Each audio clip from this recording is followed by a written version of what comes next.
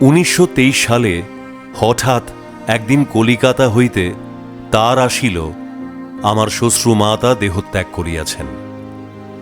আমার স্ত্রী মাতৃবিয়োগের সংবাদে কাঁদিয়া আকুল হইলেন।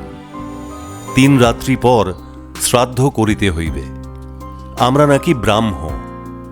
কোন ব্রাহ্মণও আমার বাসায় জল গ্রহণ করিবেন না। স্তম্ভিত ও দুঃখ ভারাক্রান্ত মন লইয়া গৃহে ফিরিয়া ঠাকুরের নিকট সবই বললাম।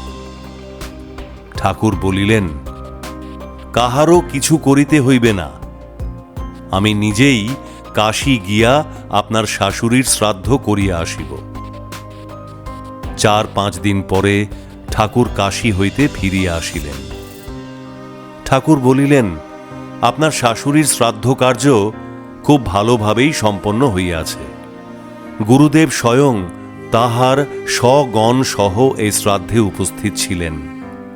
আমার স্ত্রীকে বলিলেন, মা, আপনার মাতা নিজে উপস্থিত হইয়া পিণ্ড গ্রহণ করিয়াছেন। আপনার মায়ের কপালে বড় সিঁদুরের ফোঁটা, চুল কোঁকড়ানো, রোগা পাতলা চেহারা, কালো রং, একখানি লাল পেড়ে শাড়ি পরিধানে, পান খাইয়া মুখটি লাল করিয়াছেন।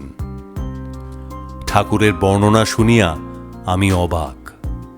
যাহাকে তিনি কোনোদিনও দেখেন নাই, তাহার চেহারার এরূপ অবিকল বর্ণনা কি করিয়া দিলেন? ঠাকুরের নিকট সবই সম্ভব।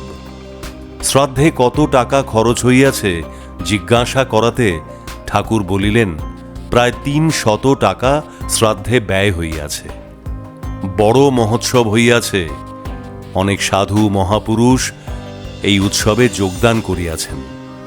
আমি বলিলাম, আমার হাতে এখন তো অত টাকা নাই। ঠাকুর হাসিয়া বলিলেন, এই টাকা আপনার দিবার প্রয়োজন নাই। বুঝলাম না, ঠাকুর এত টাকা কাশীতে কোথা হইতে পাইলেন?